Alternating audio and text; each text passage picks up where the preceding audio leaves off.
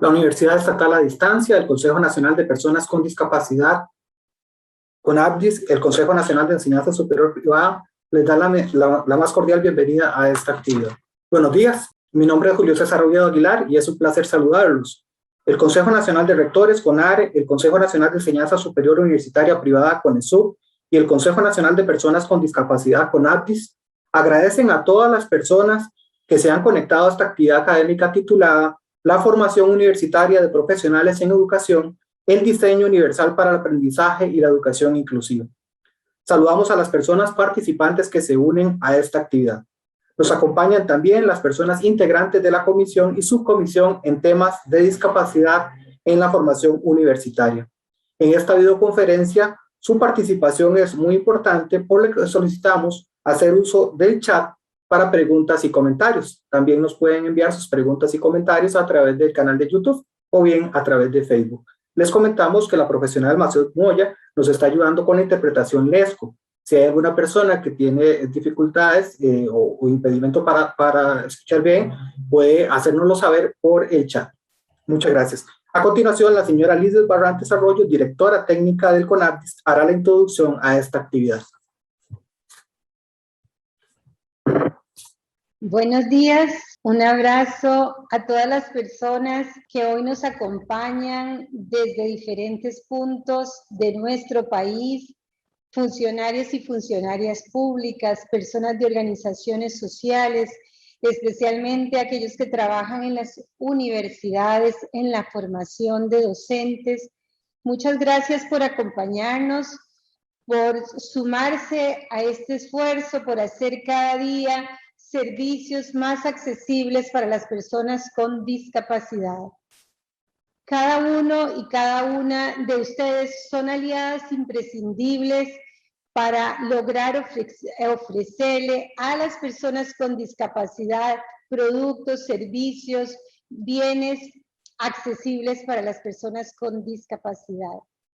A los y las funcionarias del Consejo Nacional de Personas con Discapacidad, que también nos acompaña y que con su trabajo diario hacen posible la función rectora del Consejo Nacional de Personas con Discapacidad, quienes tenemos la responsabilidad de asesorar, capacitar a cada una de las instituciones públicas, organizaciones o empresa privada que trabaje por servicios accesibles, pero que además tenemos la función de fiscalizar y lo que últimamente nos señala la normativa, también establecer criterios vinculantes para pasar de la normativa a la realidad.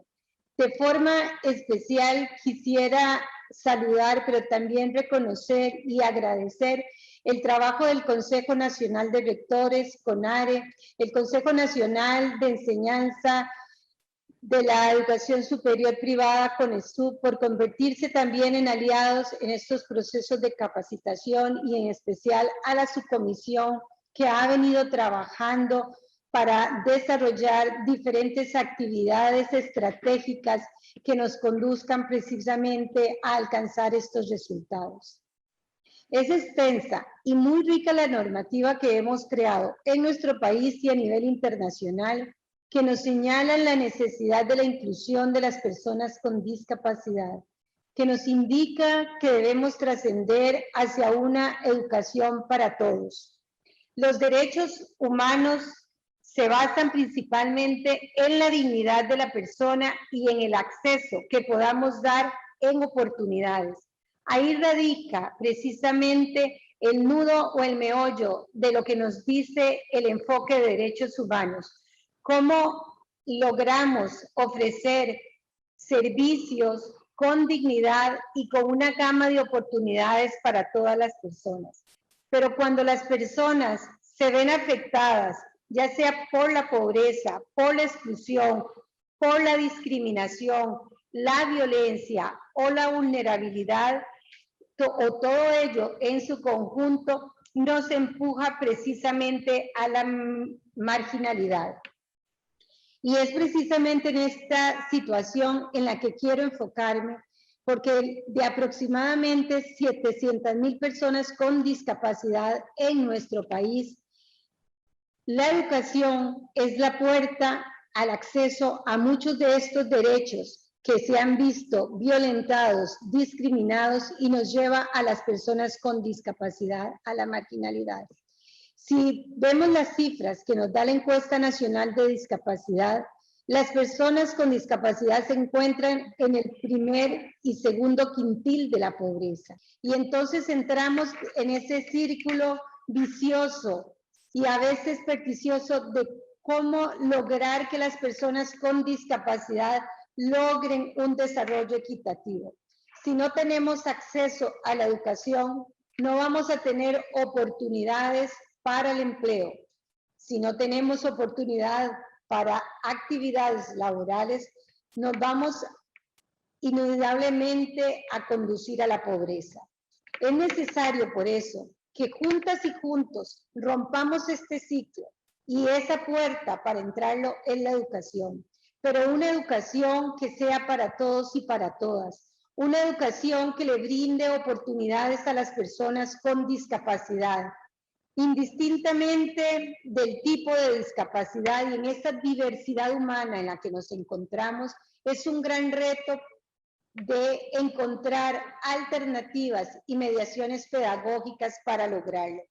Respetar y reconocer esa diversidad y las características de esa población asociadas además al género y a los estadios del ciclo de vida de las personas. Esos elementos los tenemos que tener claro y hoy con esta conferencia y con el aporte que vamos a recibir de nuevos aprendizajes a través del DUA, como esa herramienta o ese instrumento que nos va a permitir visualizar o abrir oportunidades para la población con discapacidad.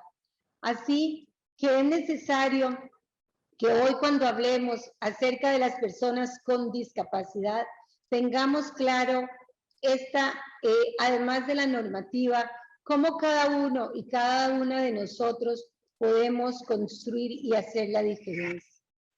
Deseo que esta mañana sea realmente de muchos aprendizajes, porque nuestra labor y muchas de las que desempeñamos, y me imagino que cada uno de ustedes en sus espacios pueden tener labores técnicas, pero no dejemos de pensar que es una labor técnica únicamente, sino que podemos ser constructores de derechos. En consecuencia, debemos realizarla con pasión, con sensibilidad, con imaginación y con mucha creatividad para obtener resultados diferentes que impacten en la calidad de vida de las personas con discapacidad. Así que después de esta mañana, llevémonos la tarea de qué vamos a aportar después de haber recibido estas herramientas para realmente construir una educación diferente, una educación que le brinde oportunidades.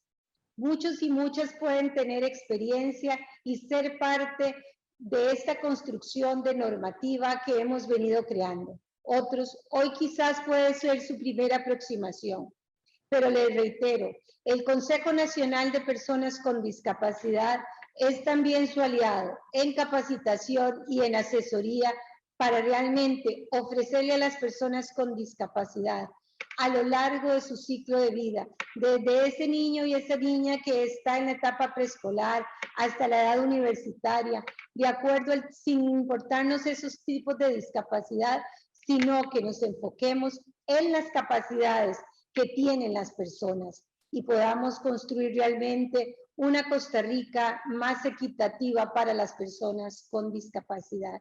Les deseo muchos éxitos en la jornada de hoy. Muchas gracias a la señora Lisbeth Barrantes Arroyo, directora técnica del CONADIS, por su mensaje. Acto seguido, la señora Carolina Álvarez Rodríguez, asesora nacional del Departamento de Apoyos Educativos para el Estudiantado con Discapacidad de la Dirección de Desarrollo Curricular del Ministerio de Educación Pública, realizará la exposición La formación universitaria de profesionales en educación, el diseño universal para el aprendizaje y la educación inclusiva. Leo para ustedes una síntesis del destacado perfil de la señora Álvarez Rodríguez. Posee un diplomado en educación en primer y segundo ciclos y un bachillerato además en educación especial de la Universidad Estatal a Distancia.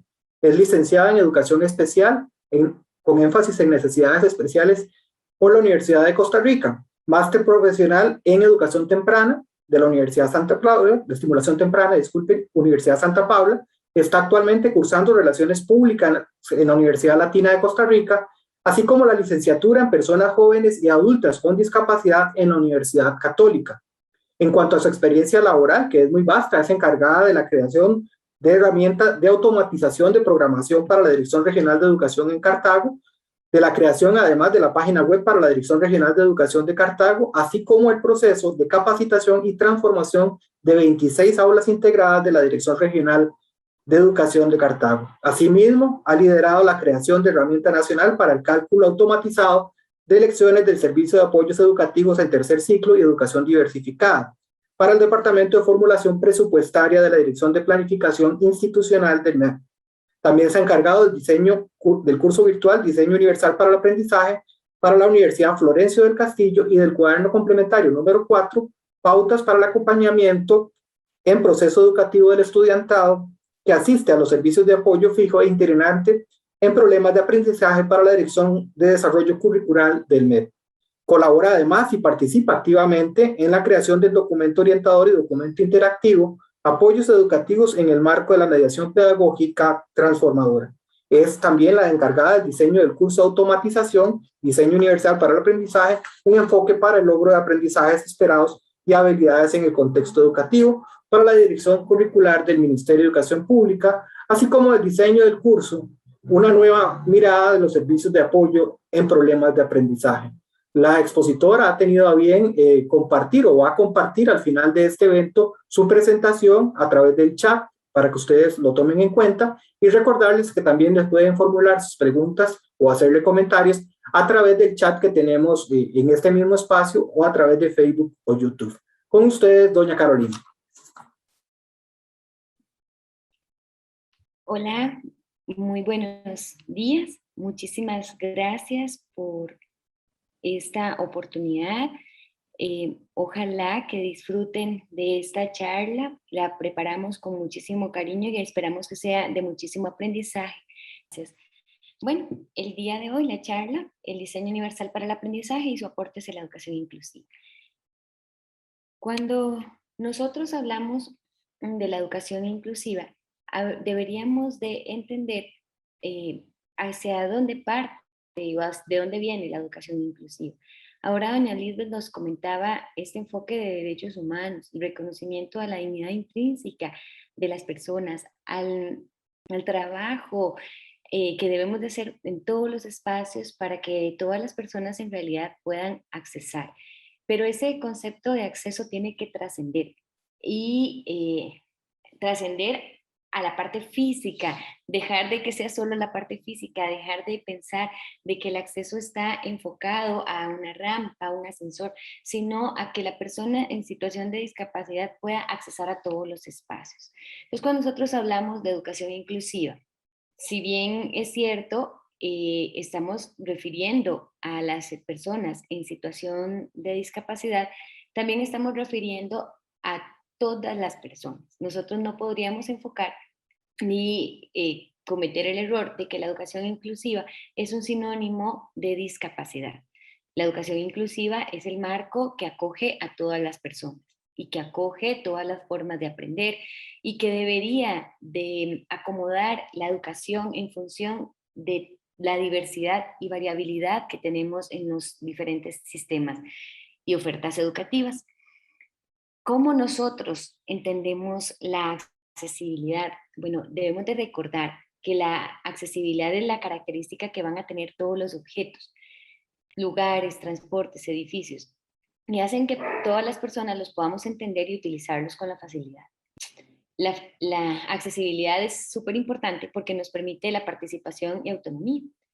Entonces, concebiendo esto, vamos a establecer diferentes tipos de accesibilidad y entendemos, ¿verdad?, la accesibilidad física, Esta accesibilidad va a estar en el marco de lo que nosotros conocemos, que es las rampas, que va a ser los ascensores, los espacios que tengan ciertos tamaños, de manera que cualquier persona pueda ingresar a un espacio, lo que va a permitir que la persona en igualdad y equidad pueda formar parte de un espacio específico. Entonces, por ejemplo, si llegamos, no sé, a un mall, a una tienda y no tenemos un espacio para, no sé, vengo con un coche para, no sé, para gemelos y el espacio es muy pequeño, pues yo no voy a poder entrar. Entonces, la accesibilidad es esa característica que tienen los espacios que me permiten a mí ingresar a un lugar. También tenemos la accesibilidad sensorial, que es la característica que van a tener los dispositivos, los procesos, que los dispositivos, aparatos y todo que trabaja por medio de la tecnología, que les permiten a las personas que tienen alguna situación asociada a discapacidad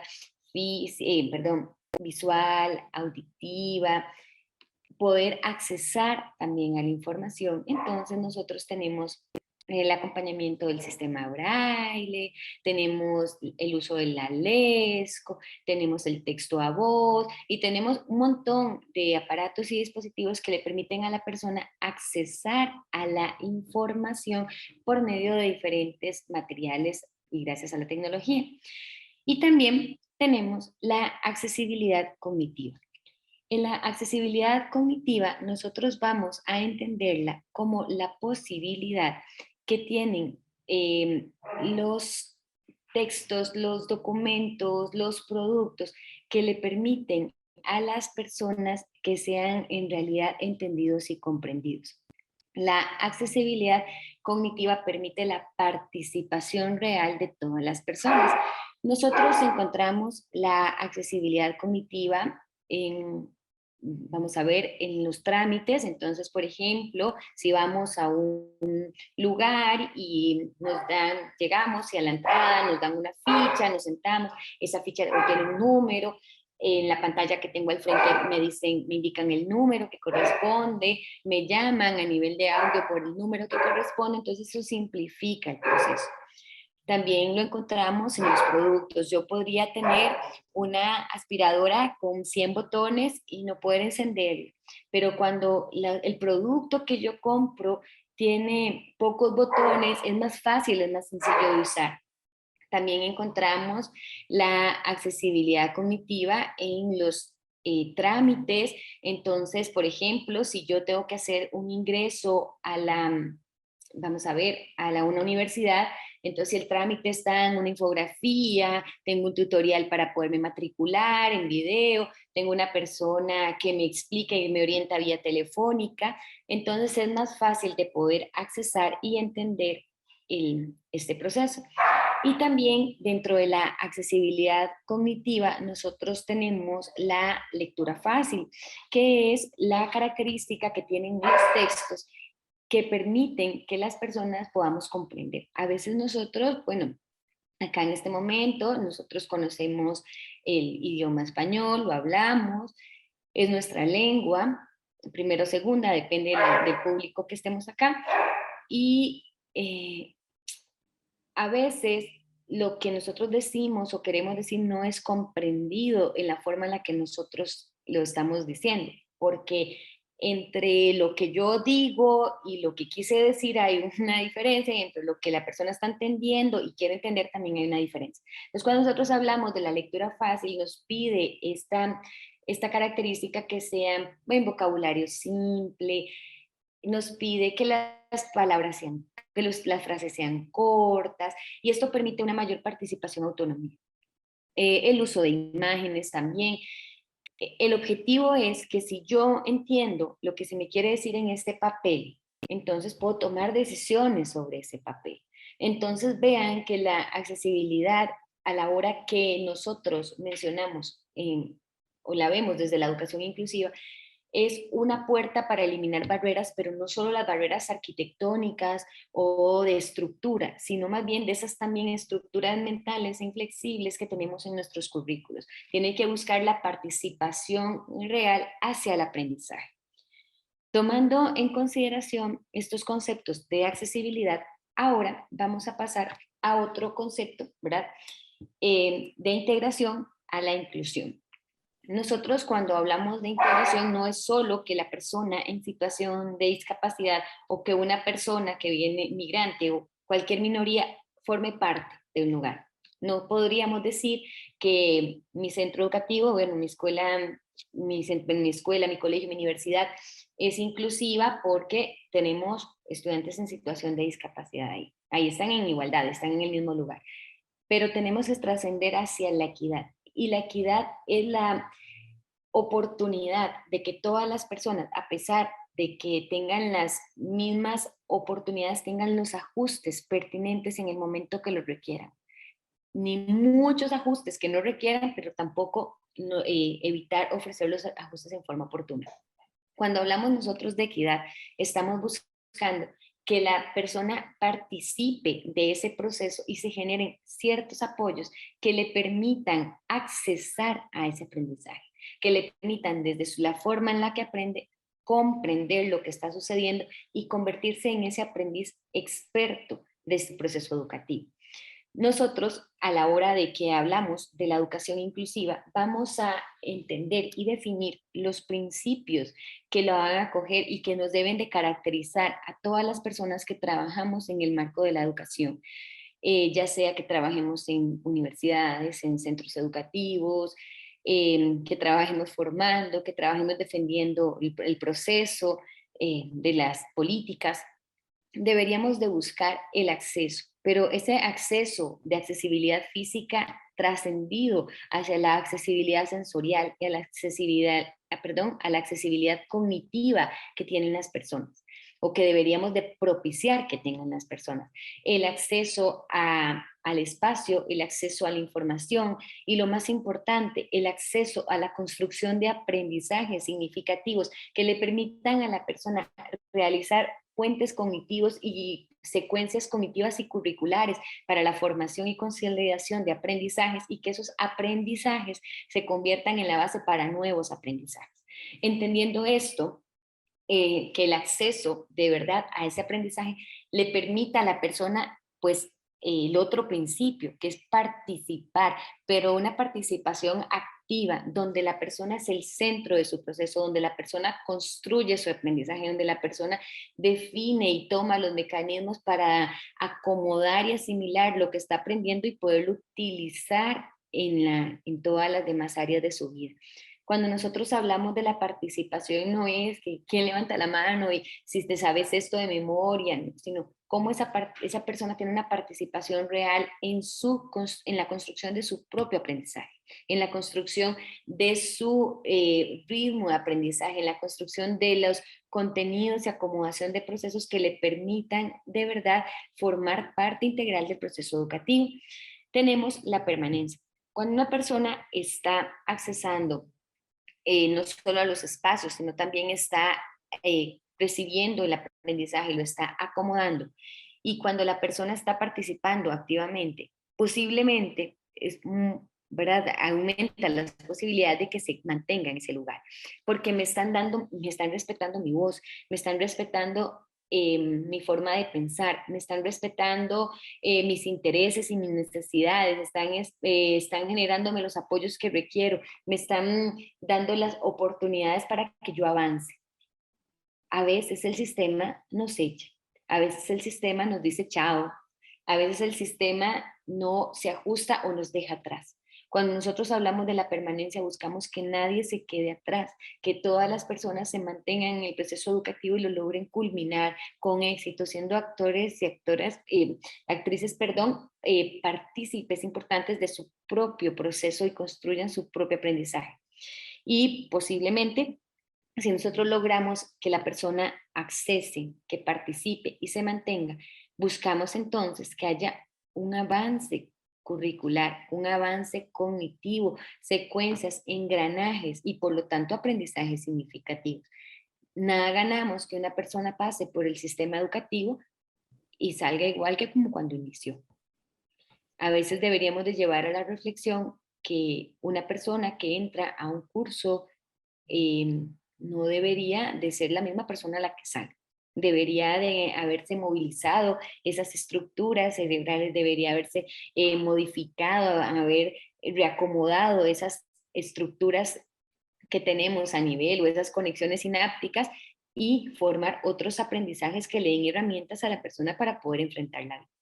No es justo, ¿verdad?, que entre una persona a escuela, primer grado, por ejemplo, y se le imponga un apoyo curricular significativo por su forma de aprender, su condición de aprender, su situación asociada a discapacidad, y salga igual que como salió el kinder, sin saber leer y escribir.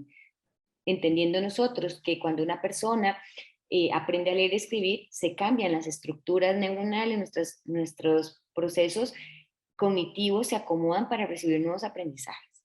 Entonces, ¿qué estamos nosotros buscando? ¿Cómo debemos nosotros garantizar el aprendizaje? La persona que entra a cualquier curso debería ser otra la que sale, teniendo habilidades y herramientas que le permitan construir nuevos aprendizajes. Teniendo esto claro, ¿verdad?, que la educación inclusiva no es un sinónimo de discapacidad, no es un sinónimo de que esté la persona con discapacidad en un lugar, sino que busca el acceso, la permanencia, la participación activa y el aprendizaje de todas las personas. Y esto se logra mediante la personalización y la creación de apoyos en forma oportuna. Entonces podríamos empezar a otro, ¿verdad?, a otro principio, que es el uso de la tecnología versus la mediación. Si bien es cierto, cuando nosotros hablamos de tecnología, decimos, bueno, estamos en un mundo digital, la mayoría de las personas que están en el sistema educativo son nativos tecnológicos, la mayoría, ¿verdad?, porque tenemos población adulta también que está estudiante, que somos migrantes, pero estamos en un mundo de tecnología. La pandemia también nos ha acercado a utilizar herramientas y a ser unos expertos en herramientas y en aplicaciones como las que el día de hoy estamos utilizando, que tal vez esta conferencia lo hemos podido hacer en otro escenario, en otro momento, a nivel presencial, con ustedes sentaditos ahí, y yo al frente de ustedes con micrófono. El día de hoy podemos acercarnos a todo el país gracias a la tecnología.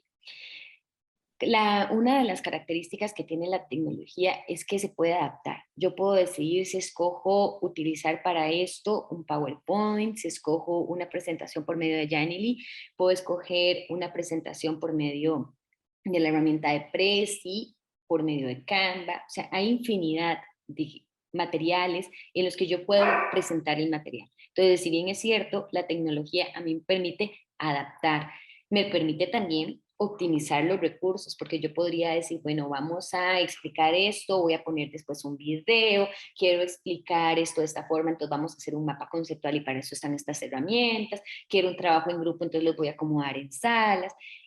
Entonces, esta optimización y la versatilidad que tiene la tecnología me permite a mí propiciar y generar más herramientas para que la gente pueda accesar. Pero ojo, la tecnología en sí misma pasa como el juego.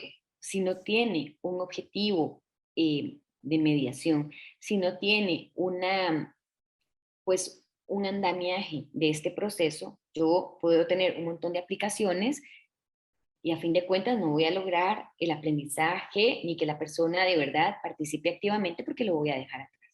Entonces nosotros en la imagen hay una persona que está sosteniendo un puente y en el puente están caminando otras personas. Entonces la mano sostiene ese puente. Cuando nosotros hablamos de que la persona que media, la persona docente, la persona que enseña, debería de tener las habilidades para hacer o tratar de hacer lo que Vygotsky en su momento nos explicaba desde su teoría social. ¿Qué sabe Carolina?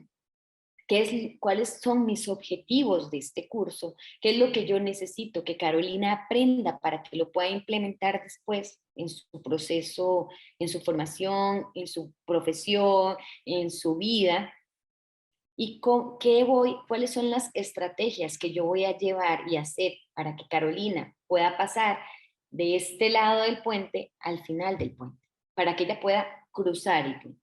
¿Cómo nosotros vamos a hacer esos engranajes cognitivos que le van a permitir a una persona aprender un concepto y que ese concepto se solidifique, se materialice y se convierta en una base para otro concepto? Entonces, si bien es cierto, la educación inclusiva a nosotros nos invita a trabajar y a adaptar, a optimizar y ver la versatilidad que tiene la tecnología, también nos pone una tarea de que con todos estos recursos, con todos estos materiales, cómo nosotros, cómo todas las personas podemos, que estamos enseñando, utilizarlos en función de que las personas pasen de donde están hacia donde los queremos llevar. La educación inclusiva, por lo tanto, debería entonces de invitarnos a reflexionar a dónde está cada persona. ¿Cuál es su punto A para poderlo llevar al punto B? ¿Cuál es el punto de partida de cada persona? Y también nos invita a reflexionar cómo hago yo para, teniendo claro que la diversidad, ¿verdad? Que llevamos a ese punto, la diversidad de personas, para poderlo llevar de los diferentes puntos en los que están a mi objetivo como docente. Ahora también, dentro de la educación inclusiva, vamos a ver el concepto de adecuaciones curriculares versus diseño universal.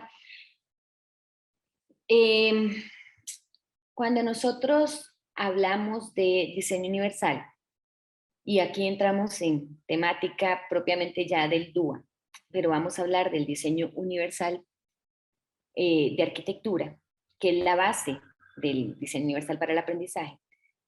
La persona que se llama Ronald Mays, que posiciona este concepto sobre la arquitectura universal, nos dice que todos los espacios que se construyan como arquitecto deben estar diseñados para que todas las personas los puedan utilizar sin necesidad de adaptaciones posteriores. Entonces él nos decía, ¿cómo va a ser posible que alguien haga un cine y luego tengan que eliminar la mitad de las butacas para hacer una rampa? Porque a nadie se le ocurrió pensar que una persona quebrada le gustaría ir al cine. O una persona que es usuaria de silla de ruedas le gustaría ir al cine. O una persona que está operada de las rodillas le gustaría ir al cine. O una persona que está embarazada y que no puede subir gradas, le gustaría también ir al cine. Entonces, ¿cómo nosotros acomodamos los espacios y diseñamos de manera de que cuando ya esté construido puedan todas las personas accesar sin necesidad de luego volver a votar porque implica un gasto mayor en nivel de tiempo, en nivel económico, en nivel de presentación, porque ya el diseño cambia, ya no es igual? Entonces él nos invitaba que desde que yo estoy construyendo como arquitecto mi plan, que es desde que estoy haciendo mi dibujo, estoy haciendo mi esquema, pues considere esa diversidad de usuarios. Y entonces en el CATS, que es el Centro de Tecnología Asistida, que se forma en función de este concepto de Ronald Mays, ¿verdad? El padre de arquitectura universal, en Harvard dicen, bueno, algo está pasando por acá. Los arquitectos hacen planos, las personas docentes hacen planes, se está cambiando una vocal y se nos está quedando gente por fuera. No estamos entendiendo cómo desde mi diseño, o sea, si yo estoy planeando una estrategia, si yo estoy planificando una actividad, porque después tengo que planificar otra para alguien que se me quedó por fuera. No podría ser que desde ese diseño, desde que yo me siento a construir, visualice la población a la que estoy dirigiendo mi actividad y la construya donde todas puedan accesar, donde todos puedan participar activamente, donde todos puedan aprender y por lo tanto permanecer sin decirle, chavo, no, usted no participa porque esto no es para usted. Entonces, el enfoque del diseño universal para el aprendizaje está posicionado y descansa en este marco. En el marco de cómo es que desde el diseño yo debería de considerar la diversidad que tengo en mi aula, la diversidad a la que estoy dirigiendo mi estrategia. Y eso nos invita a que nosotros, cuando estamos diseñando un programa para un curso universitario o que estamos diseñando una estrategia de mediación para mi grupo o que le estamos pidiendo a nuestros estudiantes que están en la carrera de educación, cualquiera o en cualquier carrera, que hagan una actividad, como yo organizo y diseño este currículo para que desde lo que yo estoy haciendo, todas las personas que están aprendiendo puedan entrar y que esas personas a la vez que entran también puedan diseñar para crear que otras personas también entren, porque esto es una cadena, va a partir del modelaje. Yo aprendo en función de lo que he ido aprendiendo, de lo que me han venido enseñando, lo asimilo, lo modelo y lo replico en forma mejorada, esperemos. Entonces, cómo ese currículo que yo voy a diseñar va a permitir que la persona que media haga ingresar a todas las personas y que esas personas tengan una participación activa y que esa persona, cuando ya está en su mediación, permita que además todos aprendan y que lo puedan implementar ya en su mediación pedagógica. El diseño del currículo debería estar enfocado en que las personas puedan aprender, que todas las personas puedan accesar, que todas las personas puedan participar.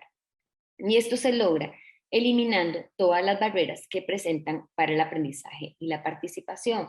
¿Y cómo hago yo para saber qué barreras presenta la persona en su aprendizaje o en su participación? Conociéndola. Yo no puedo planear a partir de una situación hipotética. Generalmente cuando se hace alguna charla o sea, algún taller, nos piden ejemplos concretos, pero por respeto a todas las personas, o sea, todas las personas igual, o sea, yo no podría generar ejemplos, 1000 ejemplos para matemática, para sociales, para química, para medicina, porque yo no soy la que estoy mediando ese proceso. Yo tengo un espacio de interacción física en el que me permite, y igual ahorita de forma virtual, en el que me permite a mí conocer a las personas que yo tengo enfrente y ajusto mis estrategias en la función, en la manera que aprendo. Y si veo que algo cuesta, entonces, ¿cómo hago yo para eliminar esa barrera que está costando, que está enfrentando a esa persona, para que lo pueda entender de otra forma? Pero a veces mi currículo es tan inflexible que si no es de la forma en la que yo quiero mediar, esa persona no lo aprende. Y yo podría romper ese currículo y enseñarlo de otra manera, porque se supone que yo, cuando estoy mediando, soy la experta, soy la persona que manejo el conocimiento, entonces podría adaptarlo, hacerlo versátil como la tecnología, podría cambiarlo de manera que esa persona lo explique diferente. Una vez nos tocaba hacer una visita y entonces había un profesor en un colegio técnico y tenía un estudiante con apoyo curricular significativo y yo estaba en ese momento asesora regional. Entonces me decía, Carolina, es que esto no se puede porque nosotros estamos viendo electricidad y yo no sé qué. Y entonces que los circuitos en serie, que los circuitos en paralelo y que él no va a entender las fórmulas. Y por situaciones de la vida, cuando yo terminé el colegio, había estudiado un tiempo ingeniería electrónica, entonces había visto poquitos cursos de electricidad y recordaba que los circuitos, digamos, la conceptualización de en serie y paralelo. Y entonces revisamos, le pedí que si no teníamos la posibilidad de ver alguna de las estrategias de las luces de Navidad y que me lo explicara con las luces de Navidad, la parte en serie y paralelo. Y él me lo explicó y me dijo, ay, o sea, claro, si se lo explico así lo entiende.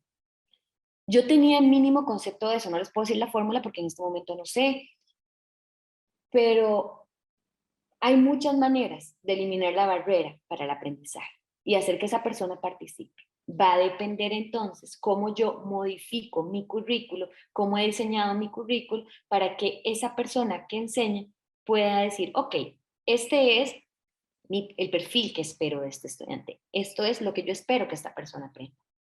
Pero ¿cómo yo voy a gestionar estos procesos para que la persona aprenda a partir de lo que sabe y que lo pueda utilizar y yo mediando como la mano que sostiene el puente sin que se nos caiga el puente? O sea, ¿cómo vamos a sostener, cómo vamos a hacer esos andamios para que la persona de verdad pueda aprender a partir de su forma de aprender y entender en igualdad y en equidad que las demás personas que no requieren eso? Tal vez una persona con solo la fórmula entienda y diga, ah, sí, esto es así, y saque el proceso. Otra persona ocupa ver las luces de Navidad en serie en paralelo para poder entender el concepto. Es fundamental cuando hablamos del DUA que se maximicen las oportunidades de aprendizaje para cada estudiante. nosotros hemos escuchado constantemente que todas las personas somos diferentes, que todas las personas tenemos los mismos derechos, que todas las personas tenemos la igualdad, tenemos que trabajar en la igualdad de oportunidades. Y entonces pensamos que ofrecer la misma materia de la misma manera estamos cumpliendo esto. No, eso más bien nos invita a salir, eso más bien no nos permite permanecer, porque a la hora que hablamos del diseño universal para el aprendizaje, se busca que se maximicen las oportunidades para que cada persona aprenda, buscando esta flexibilización curricular y esta eliminación de barreras para aprendizaje y participación. Entonces, si yo busco que sé que Carolina está en el punto C del proceso y yo ocupo que todos los estudiantes lleguen al final del cuatrimestre, al final del semestre, con ciertas habilidades que implican, no sé, un nivel de conocimiento A, entonces, ¿cómo voy a mover yo de Carolina de la escalera de C a A? Buscando maximizar su forma de aprender, porque lo que ya no sabe ya lo tengo claro. Lo que no sé, lo que no sabe hacer alguien, eso siempre queda requete claro. O sea, todos los informes, todas las cosas siempre están en el marco de lo que yo no puedo hacer y no sé hacer. Ok, pero partamos entonces de que sí sabe hacer, cómo lo sabe hacer para poder diseñar entonces oportunidad para que lo aprenda y asimile cómo podemos acompañar y llevar ese proceso. Y ahora aquí entra otro concepto que no es sinónimo de diversidad y ahorita lo vamos a ver. La variabilidad es sistemática. Nosotros al hablar de variabilidad, que me voy a pasar para acá, ok, no, todavía no, me voy a pasar, me va a quedar aquí entonces. Cuando nosotros hablamos de variabilidad, debemos entender que hay una diferencia en relación a la diversidad. La diversidad nos recuerda que todos somos diferentes, que todas las personas, o sea, que la situación de discapacidad no le aporta diversidad a absolutamente nada, ni ningún grupo ni nada. Pero cuando nosotros hablamos de variabilidad va a entrar el concepto de que las personas, a pesar de que somos diferentes y obviamente tenemos sentires y afectos diferentes, también aprendemos de diferentes formas y de diferentes momentos y en diferentes espacios y con diferentes contextos y que lo que me motiva a mí puede ser que a ustedes no les motive y que lo que a mí me capte la atención puede ser que a ustedes no les capte la atención. Entonces, entender que todos tenemos nuestros tiempos para aprender y nuestras formas para aprender debería devolver una práctica en este proceso de mediación que la persona docente pueda identificar cómo aprende, cómo desaprende también y cómo podemos organizar esas conexiones para que se construyan nuevos aprendizajes en función de los objetivos que se tienen en el marco de cualquier currículo, programa. El diseño universal para el aprendizaje es un enfoque, no es una metodología, es un enfoque que nos da a nosotros a garantizar la educación inclusiva. Si bien es cierto, cuando hablamos del diseño universal en sus inicios, estábamos pensando cómo podíamos hacer que las personas en situación con discapacidad pudieran entrar en el sistema y que avanzaran. Por esos ejemplos que les mencionaba ahora, aprobamos un apoyo curricular en primer grado y o sea, es una sentencia para toda la vida. ¿Cómo nosotros podríamos garantizar que esas personas de verdad estuvieran no solo en el proceso, sino también que fueran parte de ese proceso? Entonces, el DUA, a pesar de que se nos convirtió en una posibilidad para la inclusión de las personas en situación con discapacidad, nos abre la puerta porque es un enfoque que permite la educación de calidad para todos. O sea, es un enfoque que nos sustenta este paradigma de derechos de que todos tenemos la posibilidad, valga la redundancia, y el derecho de tener una educación de calidad en donde nadie se queda atrás, donde todos podamos participar y lo más importante, aprender.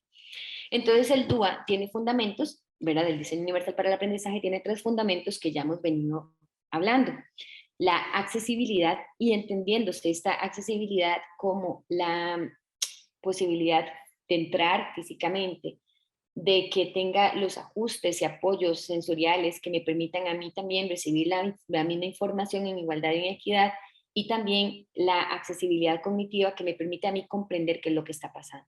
Porque, bueno, ayer estábamos dando un taller y alguien habló, ¿verdad? En nuestro país, aquí en Costa Rica, en la noche estaba en eso, y uno de los participantes era hablante de la lengua cavécar, entonces, y obviamente también hablante de español, y entonces yo le dije que me dijera algo en cavécar para dar un ejemplo, y obviamente no entendí nada.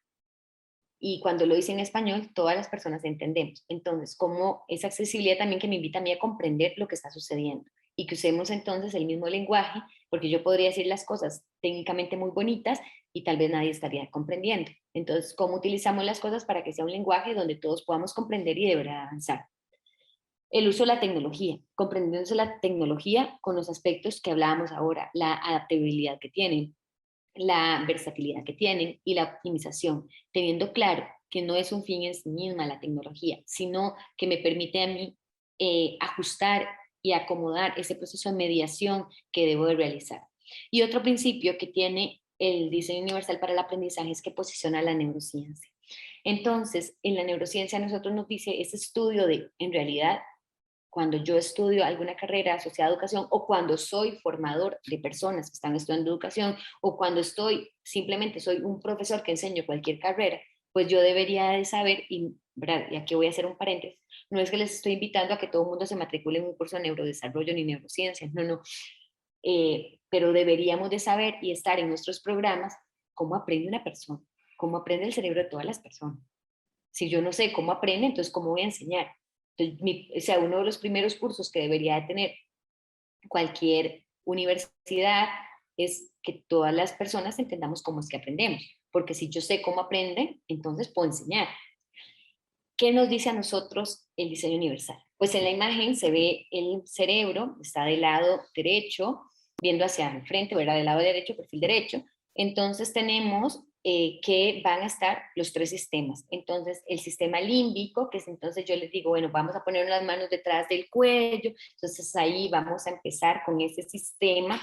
En ese sistema sí que compartimos con el resto de los animales. Entonces ahí vamos a encontrar aspectos como las ganas de ir al baño, la necesidad, perdón, de ir al baño, la necesidad de comer, la necesidad de dormir, la necesidad de reproducción, la necesidad de descansar si estamos enfermos. Ahí también vamos a encontrar las reacciones ante situaciones que se nos presentan de momento. Entonces, por ejemplo, si estoy caminando en la calle y alguien me quita el bolso o me saca una pistola, ¿cuál va a ser mi reacción? Esa reacción inmediata, límbica, que pasa cuando algo sucede de improviso. ¿Será que me defiendo? ¿Será que me asusto y corro? ¿Será que grito? O sea, esas reacciones básicas que tenemos nosotros. Por ejemplo, las podemos ver en un gato cuando ve a un perro y se asusta, y algunos gatos simplemente salen corriendo y uno va detrás del perro corriendo, ¿verdad? Con el gato, o que el gato simplemente se eriza y se queda quedito y se esconde. Y esas reacciones básicas. En esta parte, el diseño universal para el aprendizaje posiciona esa pregunta, ¿por qué? ¿O para qué vamos a enseñar? Porque ahí, en este sistema límbico, que está también administrado, me gusta la palabra gobernado, por la amígdala, entonces van a estar esas sensaciones iniciales al aprendizaje. Y me dice a mí que la persona, para poder aprender, tiene que estar dispuesta a aprender.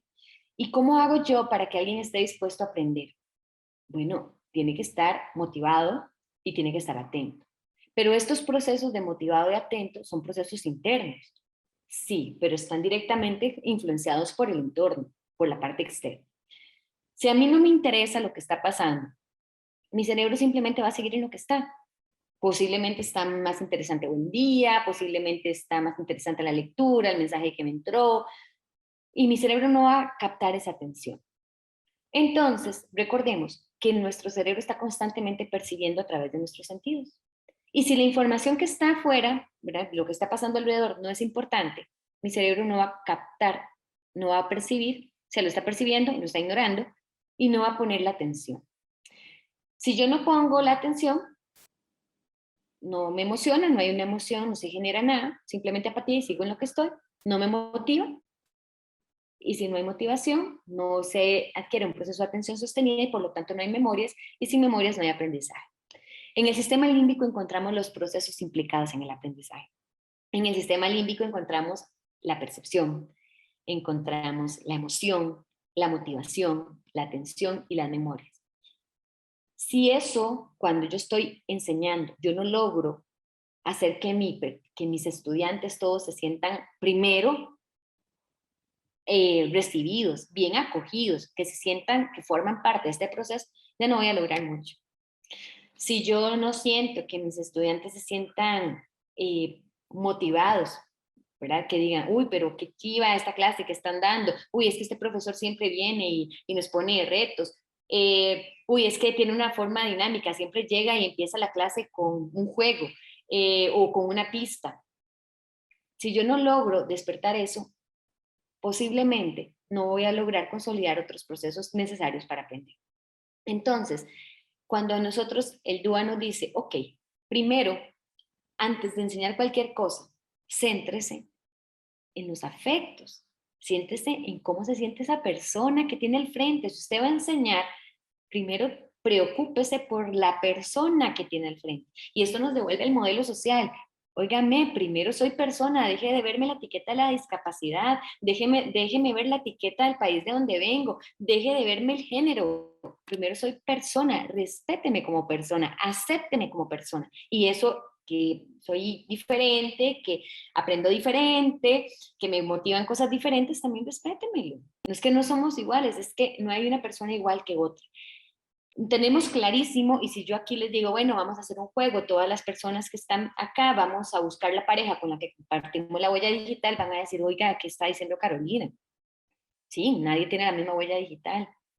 Bueno, la neurociencia dice que no hay ningún cerebro que aprenda igual.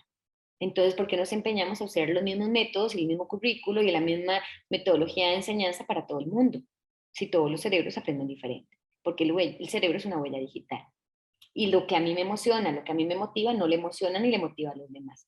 Entonces, yo como persona docente debería de generar estos insumos para lograr al menos captar la atención y la motivación de todas las personas. Con permiso.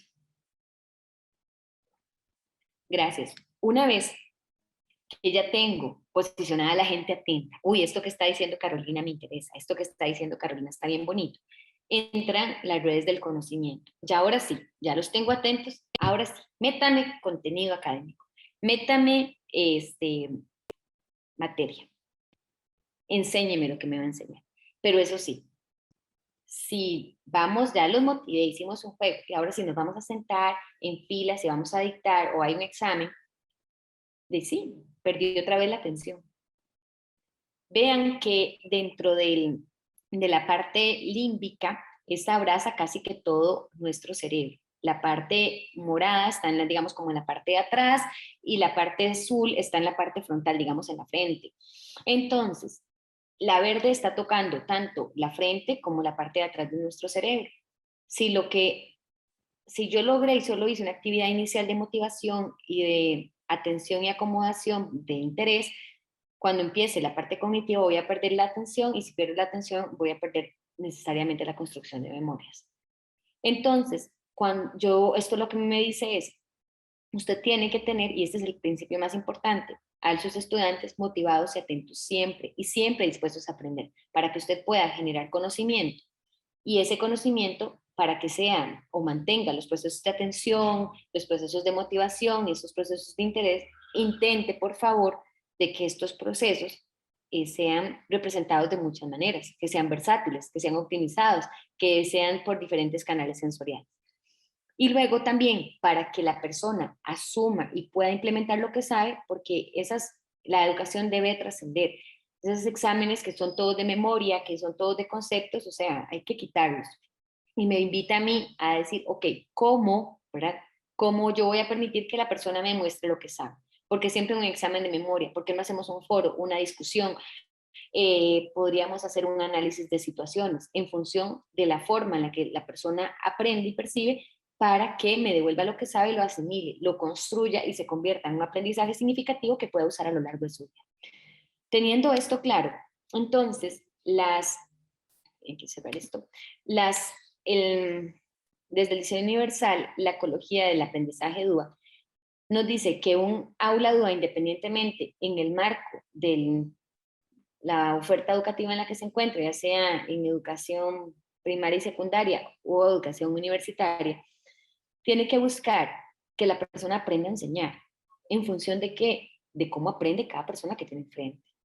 Y ese aprender a enseñar va a ser permeado también que le permita a la persona a aprender a aprender. ¿A quién le tengo que enseñar a aprender a aprender? Pues a la persona que está siendo partícipe activo de ese proceso. ¿Cómo yo puedo, con lo que estoy aprendiendo para poderlo replicar y convertirme entonces en aprendiz experto y luego docente y poder generalizar lo que estoy aprendiendo? Y también debería enseñarle a aprender, porque el desaprender es un arte. A nuestro cerebro le encanta lo nuevo, a nuestro cerebro le encanta lo novedoso, ya que nos llame la atención, las cosas lúdicas, creativas, a lo que no está acostumbrado.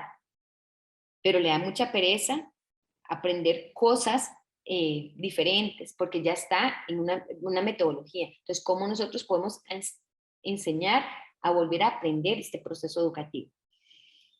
¿Qué nos busca a nosotros estas aulas dudas? Bueno, ¿cómo vamos a gestionar estos espacios? ¿Cómo deberían de ser los espacios?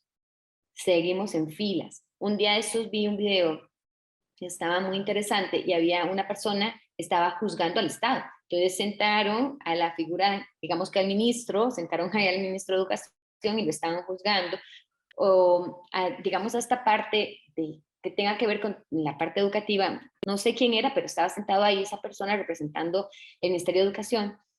Y entonces la defensa de la contraparte del estudiantado, y habían chicos y chicas desde preescolar hasta universitarios. Entonces él decía, vea el carro de hace 150 años. Es un carro súper, ¿verdad?, diferente a un carro del siglo XXI, del 2021. Vea un teléfono de hace 150 años. Vea los teléfonos de ahora. Y enseñan un aula de hace 150 años y es igual que un aula de ahora. Y entonces él dice, estábamos enseñando a nuestros estudiantes a trabajar en una fábrica, a mantenerse 8 horas sentados, sin hablar, a levantar la mano, a pedir permiso para ir al baño, a aprenderse las cosas de memoria, a recitarlas. Y si vemos la diferencia, no hay diferencia en nuestras aulas. Los espacios deberían ahora permitir, las aulas deberían de permitir el espacio colaborativo, sentarse, el debate, deberían de permitir el acceso a la tecnología, la construcción, el movimiento, porque que ya no estamos formando en esa línea, estamos formando personas supuestamente en pensamiento crítico, tomadores de decisiones, que tengan participación activa posteriormente en la sociedad, que estamos formando docentes, que esos docentes puedan innovar y partir de diferentes estrategias para que los estudiantes que estén en primaria y en secundaria puedan aprender, puedan avanzar. Entonces, también nos revisa, bueno, cuáles recursos y materiales. O sea, están bien, seguimos usando libros, hojas fotocopiadas, material, dictado, la estrategia y la tecnología. ¿Por qué no me enseñan algo que yo pueda encontrar que no esté en Google, por ejemplo? Si en Google encuentro todo, ¿por qué me van a preguntar cosas de memoria? ¿Para qué necesito memorizar? Si antes de lectura fácil me dice que tengo que minimizar las cuestiones que sean de utilización de memoria. Entre menos memoria mejor, porque la memoria la ocupo para consolidar aprendizajes, no para información transitoria, para un examen y ya, y me lo preguntan y se me olvidó. ¿Cómo puedo utilizar yo mis recursos y materiales para generar de verdad que un aula esté en función de que la persona estudiante tenga una participación activa y que esté accesando? El currículo. El currículo, a pesar de que yo tengo, pues vamos a ver, en la parte universitaria me dan un programa, yo construyo y modifico, pero hay un objetivo que tengo que trabajar. Bueno, pero esa es la definición amplia. ¿Cómo hago currículo yo en mi aula? ¿Cómo yo hago el currículo en mi salón de clase? ¿Cómo invito por procesos de andamiaje y comprensión que la persona de verdad aprenda qué estrategias voy a utilizar e implementar? Y obviamente que no podemos separar el proceso de evaluación. ¿Cuáles son las estrategias que nosotros estamos realizando a la hora de considerar y asumir que la persona de verdad implementó lo aprendido? Yo a veces me sorprendo a estas alturas que tenga compañeros en universidad que no sepan exponer y que es que les da miedo la exposición. entonces, ¿qué fue lo que pasó en todo su proceso de formación? ¿A qué estuvo expuesto? ¿Por qué le da miedo exponer su criterio? Que es que va a ser señalado y punitivo. No puede generar, si estamos supuestamente que yo tengo derecho a la libre expresión, porque entonces me da miedo defender lo que expongo. O sea, ¿cuál ha sido la experiencia de esa persona de manera que tiembla, lee las hojas, enreda, suda frío? Entonces, ¿a quién estamos formando? La invitan a un taller y necesita todas las diapositivas llenas de información y leerlas de memoria porque no puede explicar ni mediar. Entonces, ¿cómo nosotros estamos generando también la evaluación de manera que tenga una persona crítica, una persona que debata? Es que es muy fácil agarrar y hacer un examen de revisión inmediata ahora con Google Forms o con cualquier otra aplicación y que me diga si el estudiante sabe o no sabe. Y cuando no saben, entonces hay mucha satisfacción de esa persona docente. Uy, soy muy buen profesor, nadie pasa conmigo. Pero olvidamos que ese proceso de evaluación también me va a estar evaluando a mí. O sea, no es horizontal, no es vertical, es horizontal. Tanto está evaluando lo que están aprendiendo los estudiantes como lo que estoy mediando yo. Entonces, ¿qué es la formación que yo estoy buscando? ¿Qué es lo que yo necesito que las personas aprendan y sepan? ¿Y qué es lo que yo voy a evaluar para que entonces, en función de esa evaluación, porque me está evaluando propiamente a mí, yo cambie la metodología y que esas personas de verdad puedan aprender y puedan cumplir con lo que se tiene programado? Sobre los perfiles en la Universidad DUA. Bueno, ¿cuáles son mis prácticas? ¿Qué tengo que abandonar? Si bien es cierto, tengo, no sé, 10, 12 años, 15, 20, 30 de ser profesor universitario, bueno, sí, los estudiantes del curso pasado no son los mismos que ahora. La forma en la que aprenden los estudiantes del curso pasado no son los mismos que ahora. ¿Qué es la innovación que voy a empezar en mi curso? Las necesidades que habían de formación antes no son las mismas que ahora. Estoy construyendo la mediación contextualizada en función de qué, del grupo que tengo. Estoy generando la ruta de aprender. Y no es la ruta, para mí, mi objetivo, mi meta es esa, está bien, pero ocupo crear las rutas de aprendizaje de la persona que aprende, para que sea aprendiz experto y que sea la persona que lleva su proceso como centro, el protagonista principal de su historia de aprendizaje. Estoy propiciando retos cognitivos, de manera que lo que estuvimos trabajando en la sesión anterior se tenga que utilizar para poder resolver lo que vamos a trabajar en esta sesión. Estoy generando rutinas de pensamiento crítico, pensamiento sistémico. ¿Cómo utilizo en mis perfiles en mi universidad la tecnología? ¿Para qué la utilizo? O sea, ¿cómo la acomodo de manera que tenga personas que no sé, que nos vayan a sorprender? Incluso nos hagan, si pueden, un día estos vi una exposición que me encantó, porque el docente con una botella de coca y un teléfono había hecho pues como un proyector, pero era tridimensional. Y era con una botella de coca partida a la mitad y el teléfono celular. Entonces las personas estudiantes podían ver las partes de la célula en 3D ahí en el aula con un teléfono y una botella de coca partida a la mitad. Entonces, ¿cómo yo voy a acomodar la tecnología de manera que sea mi aliada y que no sea el distractor? Porque la clase está muy aburrida, entonces mejor estoy chateando con el compa que tengo a la par, que pues está muy guapo o guapa. Entonces, ¿cómo nosotros vamos a acomodar la tecnología para que sea mi recurso y que además me permita la construcción de esos retos y les permita a las personas estudiantes resolverlos? Y la evaluación debería estimular esas rutinas de pensamiento, como les decía ahora, el pensamiento crítico, y lo más importante es que se reconozca que la persona no es punitivamente señalada ni juzgada a partir de lo que sabe, sino que es la responsable de su proceso de enseñanza y aprendizaje y que es la persona que se está formando para trabajar con otras personas estudiantes, tal vez niños, jóvenes o adultos, y debe de generar las estrategias necesarias para que pueda implementar lo que ha aprendido en una forma que les permita después a todos sus estudiantes de verdad accesar, participar y aprender. Con respecto a esto, entonces hablamos de lo que son las aulas inclusivas. Y entonces ya pasamos a cualquier espacio, ya sea un espacio de universidad o un espacio ya propiamente con estudiantes menores o estudiantes universitarios. Mi aula debe ser flexible y la flexibilidad va a estar marcada en función de la forma de aprendizaje que tienen ese grupo de estudiantes que ahorita de este curso tengo acá. Y ojalá tenga dos grupos del mismo curso, pues las aulas seguramente serán diversamente flexibles entre ambas, porque los estudiantes están cambiando. Porque yo tengo claro que los estudiantes también son diferentes en sus formas de aprender y sentir. Las aulas accesibles y entendiéndose, ¿verdad? Recordando la accesibilidad desde el concepto de accesibilidad física, accesibilidad sensorial y la accesibilidad cognitiva. La accesibilidad me permite a mí tomar decisiones, me permite a mí la autonomía, me permite a mí participar activamente. Entonces, ¿cómo yo voy a generar de que sea un ambiente donde todas las personas participen y expresen sus puntos de vista? Y el ambiente debería ser organizativo, de manera que yo logre organizar mi espacio, los espacios de los demás, en función de las rutinas de aprendizaje y que todo lleve una secuencia lógica. Entonces, las aulas DUA podríamos mencionar que se caracterizan porque tienen estaciones de trabajo. No hablamos más de filas. Hablamos de trabajo colaborativo, pensamiento crítico. Pensamiento crítico, Carolina con Carolina, de ahí sigue siendo mi pensamiento, o sea, nadie me lo está debatiendo. Ocupo estaciones, ocupo trabajo colaborativo, ocupo salas, ocupo mesas de discusión, ocupo grupos interactivos en diferentes espacios, en diferentes momentos.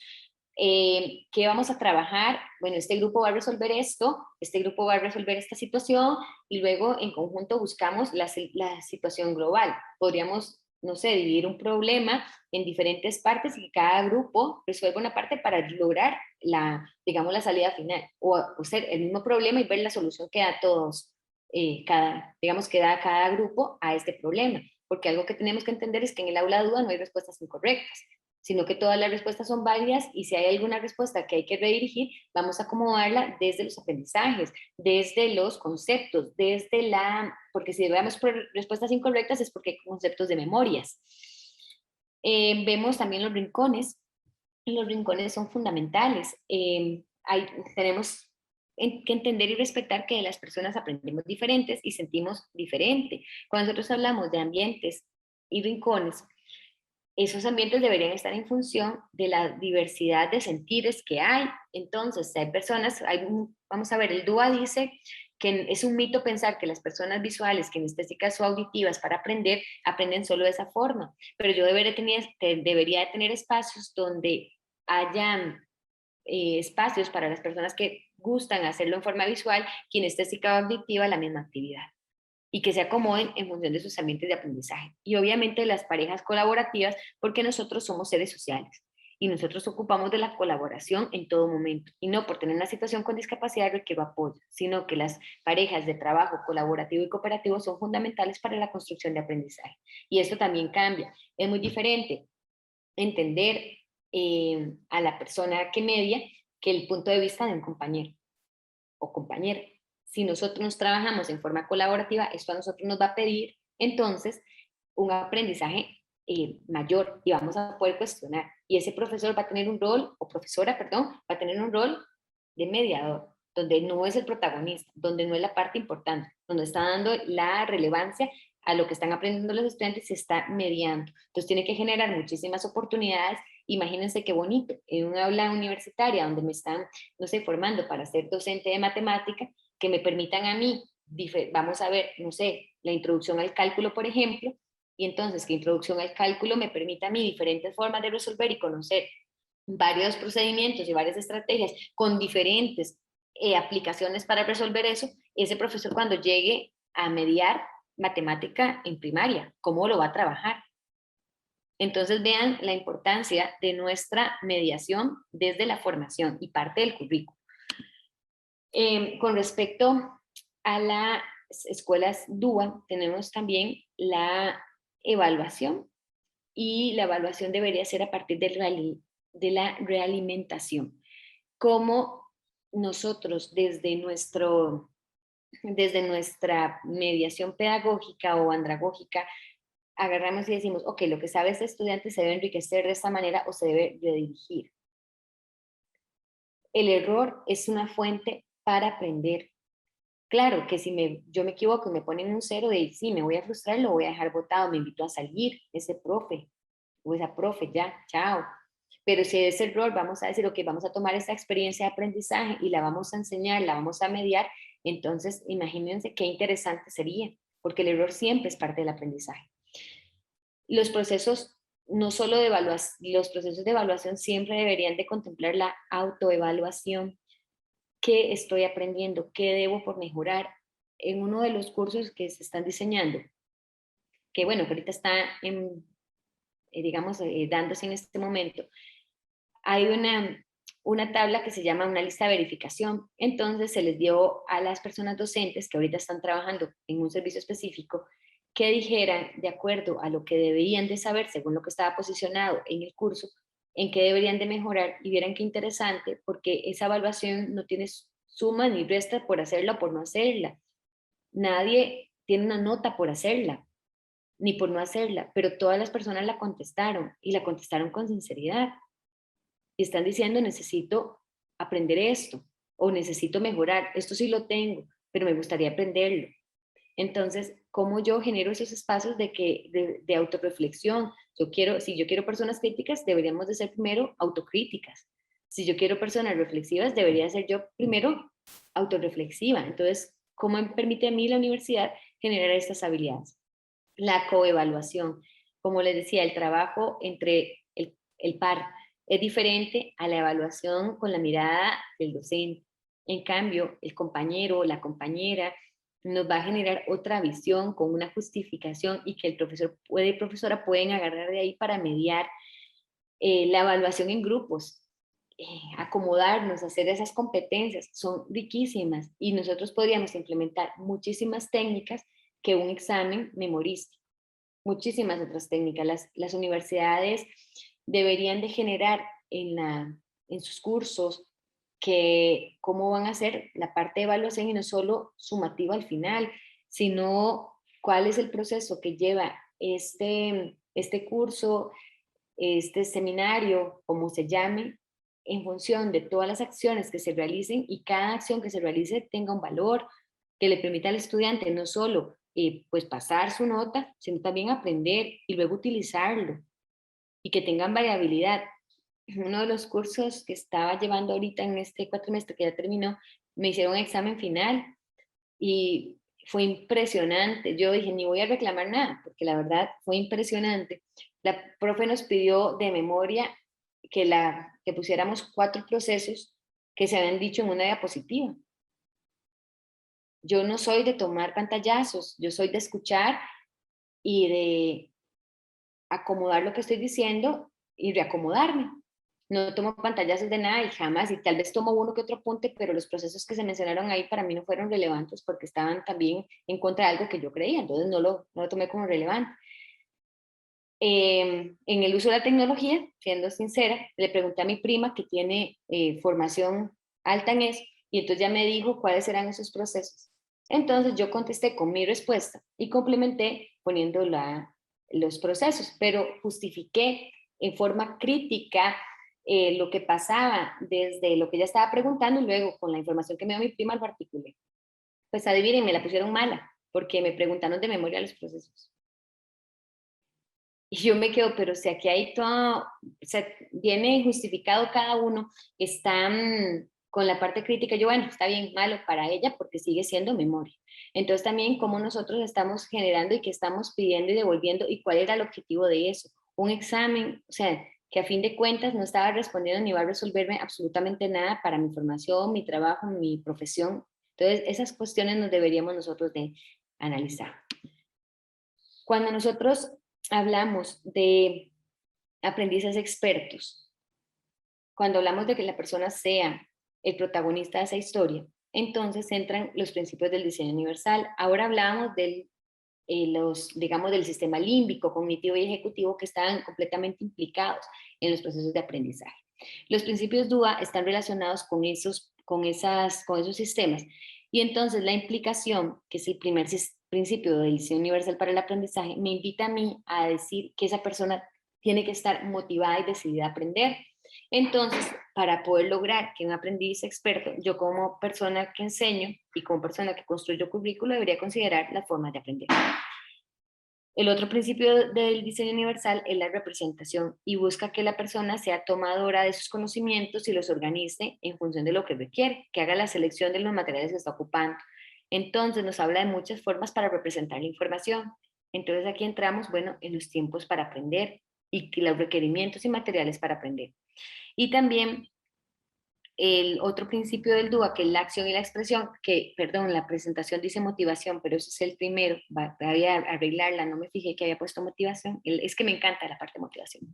La acción y la expresión, y me pide a mí, ok, ¿cuáles son los recursos y las oportunidades que estoy dando yo como persona docente, como facilitador, para que esa persona utilice los materiales seleccionados, que su emoción, su motivación, para poderme devolver qué sabe con los recursos que tiene y que ha venido aprendiendo, no solo los que están externos, sino con sus recursos y estrategias que hemos desarrollado durante todo el proceso. Y esta es mi presentación. No sé si tienen algún espacio, alguna consulta, alguna duda. Muchas gracias, doña Carolina, por su brillante exposición, muy clara. Les comentamos a los participantes que hemos puesto a su disposición ya la presentación de doña Carolina en el chat. Y también les invitamos a utilizar el chat para hacerle preguntas a doña Carolina. Precisamente a continuación, la señora Gretel Oces Gutiérrez del CONAPDIS leerá las preguntas para la expositora.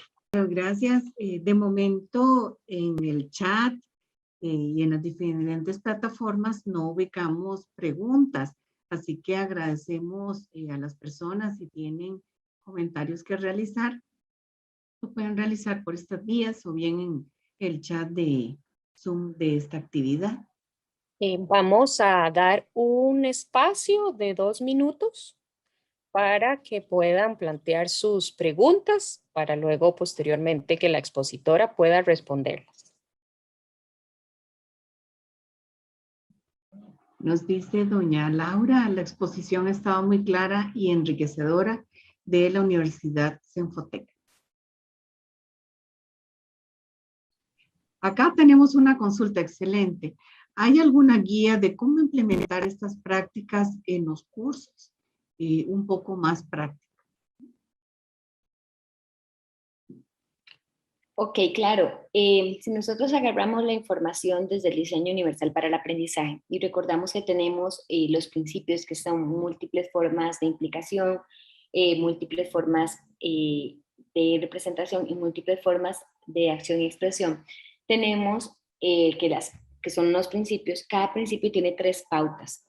Para lograr esto, denme un segundito para buscarles acá y compartirles una presentación con esta información. Ok, vamos a ver. Y acá, me avisan por favor si se está visualizando. Vamos a ver. Voy a compartir esta y ya les comparto la pantalla. Ok. En esta... Ok, sí. Las pautas, ¿verdad? Acá nosotros tenemos los principios del diseño universal para el aprendizaje y cada principio tiene sus pautas. Entonces, por ejemplo, en múltiples opciones para el compromiso, que es donde están las redes afectivas, nosotros vamos a encontrar las pautas que son captar el interés, mantener el esfuerzo y la persistencia y las opciones para la autorregulación. Este principio busca que la persona esté decidida y motivada a aprender. Entonces, acá nos da, siempre vamos, ¿verdad? De lo más simple a lo más complejo, así es nuestro desarrollo, así es como aprendemos. Entonces va con algunos tips que son los puntos de verificación que la persona docente debería de realizar para poder lograr que capte el interés. Entonces, por ejemplo, desde el DUA, a nosotros, que ya igual les voy a poner esta imagen en el chat, a nosotros nos va a decir, bueno, para captar el interés, primero optimice las elecciones individuales y la autonomía. Entonces, ¿qué quiere ser primero? Podríamos acomodar una agenda de trabajo de que vamos a tener las exposiciones, vamos a tener que analizar un video, vamos a tener que hacer un trabajo en grupos y vamos a hacer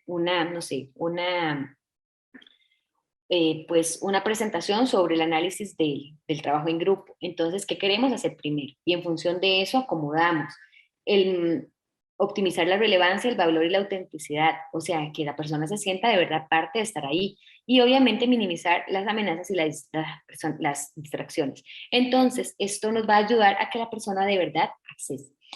Igual pasa con la representación, que son las redes del reconocimiento, y aquí está el sistema cognitivo, y la acción y la expresión, que son las redes estratégicas porque desarrollan funciones ejecutivas. Y entonces utiliza, por lo tanto, el sistema ejecutivo de nuestro cerebro. Todos los principios tienen 3 pautas. Las primeras pautas son para que la persona accese, pero no físicamente, sino accese desde, bueno, no solo física, sino también en la forma cognitiva y sensorial.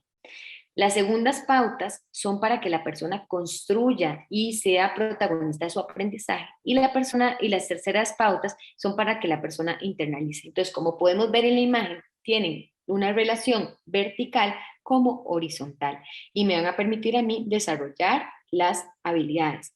Y al final, la meta es que la persona sea aprendiz experto, protagonista de su proceso. Entonces, cada principio tiene una meta y el objetivo final es que yo tenga aprendices expertos. Y estos puntitos, como les decía ahora, son los puntos de verificación y que nos van a permitir a nosotros entonces, de acuerdo a los objetivos de mi curso, acomodarlos.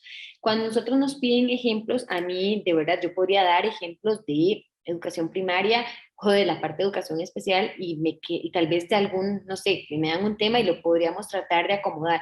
Pero acá sí es importante sentarse con los, ¿verdad? Porque yo tengo un programa que cumplir con un objetivo específico. Entonces yo me voy a sentar con ese programa y a partir de ese programa, con ese objetivo, entonces yo voy a diseñar mis estrategias de mediación, así como mis estrategias de evaluación que le permitan de verdad a la persona estudiante accesar, construir, internalizar. Porque si lo tengo adentro, lo puedo explicar. Entonces, si estoy preparando, si estoy aprendiendo a enseñar a personas que futuramente van a ser docentes, entonces yo ocupo que esos procesos estén que estén internos, que hayan sido asimilados, para que después los puedan trasladar en otras versiones mejoradas, por así decirlo.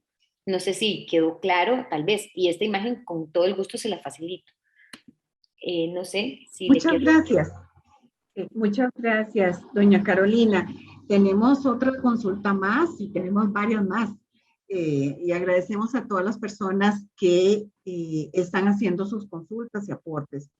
Plantea también la señora Gilda Aguilar que por favor se refiera a un proceso en 2 vías de formación. Por un lado, la formación y la puesta en marcha, y en este caso, un ministerio educación. Ok, cuando nosotros hablamos de la formación docente, hablamos de que la persona que está recibiendo los cursos universitarios para ser docente, pues deberían de estarlo recibiendo en un formato duro. Debería estar recibiendo y entendiendo primero, pues, como les decía antes, cómo aprendemos, cómo realizamos nuestro aprendizaje, cómo procesamos la información y cómo nosotros logramos llevar este proceso, luego cómo lo implementamos en el sistema educativo. Para yo ser un docente DUA, yo debería haberme formado en una versión DUA. Para ser un docente que respete la educación inclusiva, debería haberme formado en los valores de la educación inclusiva. Eso significa que debo tener presente lo que corresponde a la accesibilidad, la permanencia, el aprendizaje y la participación de todas las personas, entendiendo la variabilidad como una norma y no como una excepción. Al igual nos pasa con la diversidad. Los programas universitarios deberían, tal vez en la parte de objetivos, más que todo revisar ese perfil docente, de cómo enseña, de cómo trabajar, de cómo construye los aprendizajes de sus estudiantes. No puede ser posible, como les decía al inicio, que una persona entre a un curso y salga igual o peor de cómo entró. O sea, debería de tener aprendizajes que pueda utilizar y que sean la base para otro aprendizaje. Una universidad que se plantee su enfoque, su mecanismo en diseño universal debería de buscar que todos los estudiantes de verdad aprendan y disfruten enseñar. Si yo tengo un profesor que no le gusta enseñar, me voy a aburrir y no voy a aprender. Y tal vez la materia sea sumamente importante. Y yo luego, como no me está motivando a aprender, entonces no voy a poner atención y cuando me enfrente a la práctica no lo voy a poder realizar. Entonces las universidades deberían de buscar perfiles profesionales y cambiar profesionales si es necesario en función de este dinamismo. En la versatilidad deberían de construir y invitarnos a nosotros a que sea un profesor o una profesora que innove, que participe, que tome en cuenta, que busque el pensamiento crítico de sus estudiantes, que acomode, que permita diferentes formas de explicar, de acomodar, de evaluar en cada uno de los procesos, porque ese docente con esa formación en diseño, y no solo tal vez en la teoría, porque la teoría me la puedo leer en un libro, sino en esa mediación, en ese ejemplo, cómo nosotros después vamos a implementar. Si yo he tenido toda este bagaje, cuando me enfrento y he recibido y entendido que todos somos diversos, que aprendemos diferente, entonces voy a tener un aula por rincones, voy a tener un salón de clase donde las voces son importantes, donde la evaluación no es rígida, porque yo soy la que construye el proceso de evaluación. Recordemos, todos estamos casadísimos con la evaluación sumativa y con el examen, pero hay otras formas también de realizar la evaluación sumativa. Entonces, no es solo un examen de memoria, puede ser también, no sé, una exposición, puede ser un quiz. Entonces, todas las oportunidades que se generen desde la mediación en la universidad me van a invitar a mí como profesional a ser un docente de duda. Y un docente de duda simplemente es un docente que respeta la diversidad y la variabilidad que hay en mi sistema educativo. Tenemos otras consultas más. La señora, bueno, una persona agradece la exposición porque concretizó y vivenció cada concepto. Doña Zaira nos dice, ¿cómo hacer con los chicos de hoy, los cuales aprenden de manera kinestésica en un aula tradicional? Ay, sí, eso es muy triste. Nosotros deberíamos de tener un aula kinestésica también.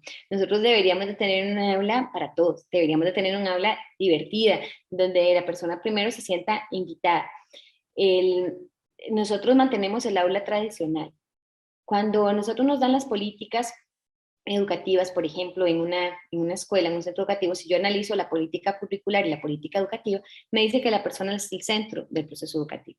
Entonces, ¿cómo nosotros vamos a llegar a un aula con filas? Si está siendo el centro. Si me hablan a mí de transformación curricular y me dicen que busque la emoción, que utilice los principios de duda, ¿cómo yo entonces mantengo mi aula tradicional? Posiblemente la que mantiene esa aula tradicional es esa persona docente. Nosotros deberíamos de ajustar en el momento en el que estamos en el aula. Todo el mundo dice, usted tiene libertad de cátedra, usted manda. Ok, ¿cómo acomodo yo mi aula de manera en que los procesos vayan en función de los intereses y de las formas de aprender, de la diversidad también de mis estudiantes? Entonces, tengo chicos que se mueven mucho y mejor y que exploren, y ojalá que lo que yo vaya a enseñar ya lo sepan, porque eso a mí me pone un reto y entonces podría estimular otras habilidades. Ojalá que las formas en las que yo pregunto, profe, es que eso está, y que tengan la confianza para decirme, profe, es que estoy cansado, estoy aburrido, y lo vemos de otra forma. O sea, nosotros tenemos que trabajar para fomentar el pensamiento crítico, el pensamiento sistémico, generar habilidades y destrezas. Entonces, es muy importante que mi aula no sea tradicional. Entonces, en mi espacio, en mi metro, si yo tengo que aplicar la política, pero la política me dice la persona es el centro. Si la persona es el centro, voy a respetar esa diversidad, esa variabilidad de forma de aprender. Entonces, mi aula, mi metodología va a estar en función de cómo yo la ajuste y la acomode en función de las formas de aprender de cada uno de mis estudiantes. Bien, también el señor Julio César Oviedo nos plantea, la pandemia nos ha impactado a todas las personas, pero me gustaría conocer su criterio sobre el impacto de la pandemia para las personas con discapacidad. Consulta esto desde el ámbito educativo, pero también social. Claro, la pandemia, ¿verdad?, nos ha abierto pues muchas oportunidades y también ha generado brechas, y algunas personas en situación con discapacidad también se han visto muy desfavorecidas porque al igual que otros estudiantes, ¿verdad?, no tienen tal vez acceso, y este proceso educativo de las personas con discapacidad no ha sido pues como nosotros quisiéramos que sea, está en función de qué está haciendo y qué está trabajando, no con un aprendizaje secuencial que implique pues, aprendizajes significativos, y como la mayoría de docentes trabajan en función de los apoyos y adaptaciones curriculares, entonces dejan de último al estudiante en situación con discapacidad. Eh, la, la idea es que, bueno, ya tenemos brechas que darlas, ¿verdad? Es diferente estar en el proceso, en el aula, que estar digamos, en virtual. Es diferente acercarme y facilitar procesos que estar desde una pantalla cuando no puedo mediar, y si no estoy en la pantalla, mandar un material sin ni siquiera ver y conocer su avance, o elaborado por otras personas. Sí nos ha generado muchísimas brechas. Consideramos importante por lo menos de mi parte, que las personas en situación con discapacidad pues vayan regresando con las medidas que correspondan, siguiendo los protocolos que están establecidos para que la persona docente de verdad sepa por dónde está y poder seguir digamos, su proceso educativo. En el caso de los que están en la parte regular, en los que están en sistemas de educación especial, pues hay más brechas todavía, ¿verdad? O sea, la persona que está en un sistema específico, la educación especial, tiene más brechas para su proceso. Primero porque los planes de estudio, o sea, están desvinculados, por decirlo de alguna manera, de los programas de estudio, entonces el aprendizaje que se va en función de habilidad y conducta adaptativa, y si no tengo seguimiento no tengo tecnología y todo, entonces ¿a dónde quedé? Está como de vacaciones. Entonces ha sido pues, muy complicado. Tal vez no es la realidad de la mayoría o del 100%, pero tenemos muchos estudiantes en esa situación. Es complicado. Tenemos acá otra consulta que realiza amablemente don Jorge Esquivel. Y agradecemos que nos siga por YouTube, don Jorge. ¿Cuál es el periodo que debe pasar para revisar si este aprendizaje es asimilado? Después de cada proceso de evaluación, y la evaluación no puede ser al final, la evaluación es un proceso. Entonces, nosotros podríamos generar una estrategia y la estrategia debería culminar con una actividad evaluativa. Y a partir de ahí, si vemos que el aprendizaje no fue asimilado, cambiamos la estrategia de enseñanza para que el aprendizaje sea asimilado y que sea internalizado. Entonces, yo pienso, ¿verdad? No voy a poner tiempos, pero cada acción que se hace metodológica en un salón de clases, ya sea formando docentes o docentes formando estudiantes, entonces debería de tener un proceso de evaluación que permita a mí ver si ya está consolidado ese proceso para poder iniciar con otro. No podría iniciar un proceso ni continuar un tema si no está consolidado el otro aprendizaje. Bien. También tenemos una consulta de la Universidad Magíster, a quien saludamos también para estar hoy en esta mañana. La consulta, la inclusión, más pandemia, más MEP, no han encontrado a la fecha un norte común, no por falta de interés, creo, sino por falta de tiempo, más recursos, más conocimiento. Igual, una parte de la población frustrada, sobre todo la población vulnerable, rural, indígenas, entre otros. Sobre la leche derramada no podemos hacer nada. Sin embargo, creo que usted tiene claro el ABC recomendable. ¿Cuál sería? Bueno, yo no creo en ABC, no tengo recetas. Yo lo que creo es que se han hecho esfuerzos a nivel importante, a nivel de Ministerio de Educación Pública, por ejemplo, para que nadie se quede atrás. Se han hecho articulaciones, se han hecho guías, se han puesto a disposición, digamos, materiales. Creo firmemente en que cada espacio donde se desarrolla la mediación pedagógica o andragógica debería de acomodarse en función de lo que está establecido, y lo que está establecido es que la persona sea el centro. Entonces yo debería de devolverme y ver, bueno, no sé, no tengo las guías de tal estudiante, ¿cómo me acerco a esa familia? ¿Qué está sucediendo con esta familia? Veo como muy poco avance, tengo muchísimo avance, por ejemplo. ¿Qué podemos hacer? Entonces, no hay una guía, no hay una receta, no hay un ABC, simplemente es poner a la persona como centro, a cada uno de mis estudiantes, y a partir de esas formas de aprender, de esas consideraciones, entonces yo genero apoyos y recursos. Si bien es cierto, nadie está preparado para la pandemia, nadie estaba preparado para la pandemia, no sabíamos tampoco digamos, trabajar también desde la parte virtual, acercarnos a este proceso, y nos ha invitado.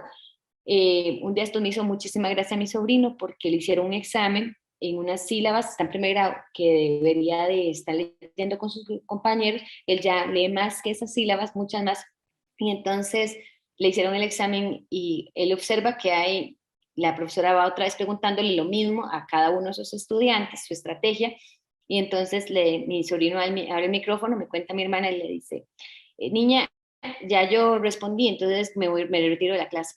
Y entonces se salió, se colgó la llamada de Teams.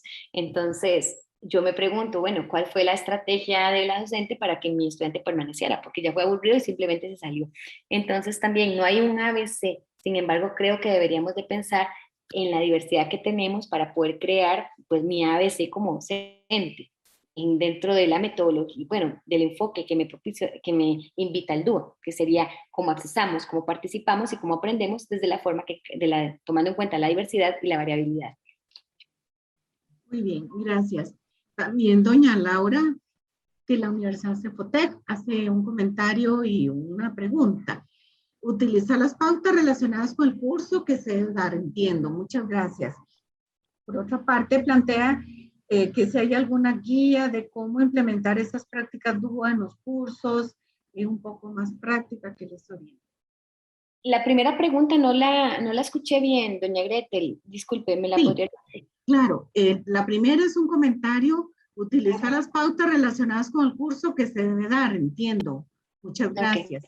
Y lo otro es que si hay alguna guía de cómo implementar esas prácticas en los cursos. Claro, digamos, ahora cuando les explicaba y les mencioné las pautas con sus puntos de verificación, viene digamos, en la página oficial del CATS, que es como decir CATS, pero con la T al final, ¿verdad? La página oficial donde hacen todo el programa del diseño universal, hay muchísima bibliografía, muchísima información y ejemplos de cómo se pueden utilizar las pautas. Ahora, yo como docente, cuando tomo, ¿verdad?, esa bibliografía, cuando tomo ese cuadrito que resume las pautas que se los mostré ahora, lo que debería es sentarme es ver qué quiero desarrollar, qué habilidades requiero desarrollar, siempre poniendo a la persona como protagonista de su proceso educativo. Entonces, a partir de ahí, si lo que quiero es como invitarlos a accesar, entonces yo voy a tomar de los principios de implicación, de representación, acción y expresión, la parte de acceso. Si lo que quiero es construcción, entonces las pautas me van a orientar con ejemplos de cómo puedo realizar esto. Cada curso es diverso, cada metodología es diverso. A mí lo que me orientan es con algunas estrategias y materiales para poderlas acomodar. Con muchísimo gusto en el chat voy a poner ambos, digamos, el enlace al CATS y digamos, el documento para que ustedes tengan acceso y puedan revisar sus cursos. Recordemos que el curso tiene un objetivo, ¿verdad? La idea es que la persona adquiera ciertos aprendizajes. Lo que va a mí, los principios, las pautas y puntos de verificación me van a invitar a mí como persona docente a acomodar ese objetivo en función de la diversidad y variabilidad de mi estudiantado. Quizás como reflexión final, doña Carolina, ¿qué retos identifica usted para la formación universitaria a fin de promover la educación inclusiva en sus planes de estudio? Oye, es que, vamos a ver, la formación universitaria debería de acomodar sus planes de estudio en función de el diseño universal para el aprendizaje u otro enfoque similar o que lo mejore. ¿Esto qué significa? Bueno, hay que revisar todos los programas de estudio. Hay que revisar la evaluación y la metodología de esos programas de estudio. No es abrir una carrera por abrirla, sino que de verdad qué va a enseñar esa carrera, cuál es la metodología propuesta, cuáles son los procesos de evaluación que están posicionándose ahí, cuál es el perfil que se quiere de al finalizar cada curso, porque no podríamos obtener un perfil profesional de docente si no tenemos un perfil por curso. ¿Cuáles son las competencias que debe tener esa persona docente? O digamos, al finalizar el cuatro, al finalizar el semestre y verlo en pequeñas metas. El reto sería acomodar primero hacer un análisis de cada carrera que tiene la universidad, revisar el programa en función de los objetivos y en función de la mediación pedagógica que se está realizando y también de los aspectos de evaluación. Cuando nosotros hablamos de que las universidades sean ahorita en el enfoque DUA, que es el enfoque que por lo menos que es garante de la educación inclusiva, entonces yo estoy revisando o debería revisar constantemente que la población estudiantil esté accesando, esté participando activamente, que sea protagonista de este proceso. Y lo más importante, que esté aprendiendo. No se vale que en un curso, ya un curso este semestre o este cuatrimestre o este trimestre, y al siguiente lleve la misma información. No se vale.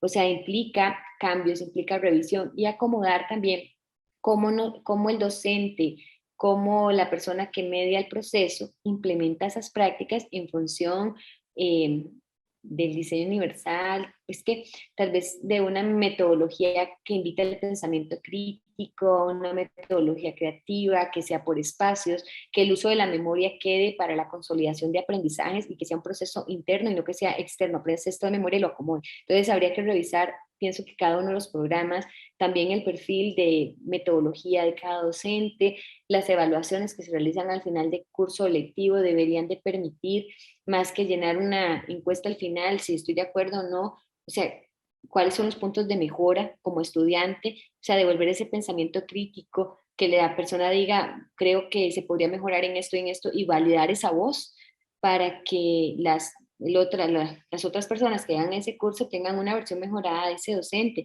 Y si ese docente no quiere desaprender sus prácticas, pues la universidad debería de, en función de las personas estudiantes que está formando y por calidad y el beneficio que va a tener a futuro, pues cambiarle el curso o acomodarlo, porque esto es muy importante.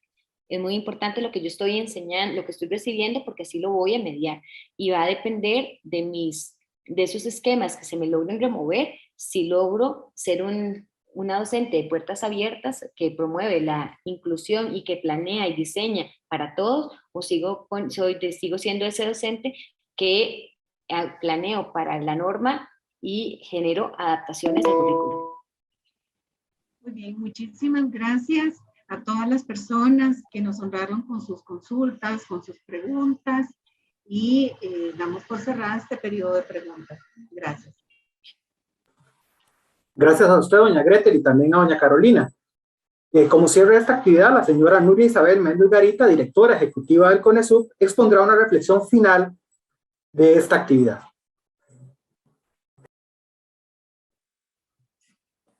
Muy buenos días. Asegurar una educación de calidad y procurar que ésta sea impartida para todas las personas en el ámbito público como en el privado es una responsabilidad país. Y con ello deseo mencionar desde la persona estudiante hasta las instituciones de formación de formadores y el propio Ministerio de Educación Pública. Esto porque el desarrollo de las capacidades de las personas profesionales enfrenta nuevos desafíos y genera para que todas las instituciones de educación superior sean flexibles para abordar las nuevas fronteras del conocimiento y dar respuestas a los retos del desarrollo inclusivo. En consecuencia, la educación inclusiva no es responsabilidad de uno solamente, es responsabilidad de todos y todas. Porque la educación es la puerta que abre posibilidades de crecimiento profesional y personal. CONARE, CONABDIS, CONESUB desea agradecer a cada persona que hoy nos acompañó con su participación y atención a este tercer encuentro que hemos llamado la formación universitaria de profesionales en educación, el diseño universal para el aprendizaje y la educación inclusiva que nos ha impartido doña Carolina Álvarez, a quien agradecemos profundamente la participación. Nuestro objetivo es colaborar con el Marco Nacional de Cualificaciones de la Educación y con ellos con las instituciones de educación superior que forman docentes, que más allá de la sensibilización proponen que un profesional en educación posea conocimientos de los principales avances y hallazgos de la neurociencia, que un profesional en educación utilice tecnologías de la información y la comunicación para estimular la curiosidad, la indagación, el trabajo colaborativo, el pensamiento crítico. Que un profesional de educación desarrolle un liderazgo capaz de estimular y promover y guiar los procesos de aprendizaje y desarrolle competencias socioemocionales requeridas para el puesto. En otras palabras, ser un profesional de educación es una enorme responsabilidad. Deseamos promover la calidad de la formación de los futuros profesionales en educación, esto porque todas las áreas profesionales demandan calidad. Sin embargo, los profesionales en el campo de la educación se espera que sean de altos niveles para el rol que asumen con la sociedad.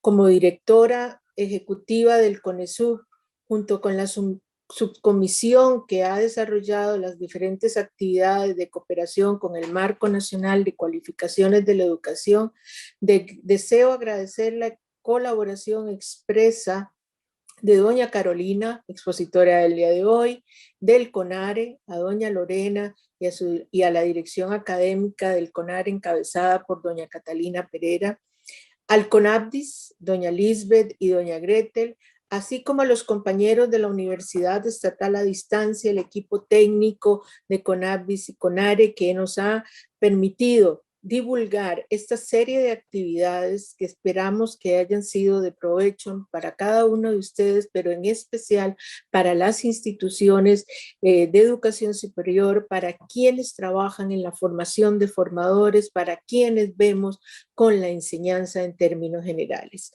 Que tengan muy buenos días. Muchas gracias, doña Nuria. Recordarle a los participantes que tienen a disposición la presentación que utilizó doña Carolina y que pueden descargarla, ahí está en el chat. De esta forma finalizamos el Consejo Nacional de Rectores, CONARE, el Consejo Nacional de Enseñanza Superior Universitaria Privada, CONESUB, y el Consejo Nacional de Personas con Discapacidad, CONABDIS, agradecen por su presencia en esta actividad académica. Que tengan un feliz día. Muchas gracias.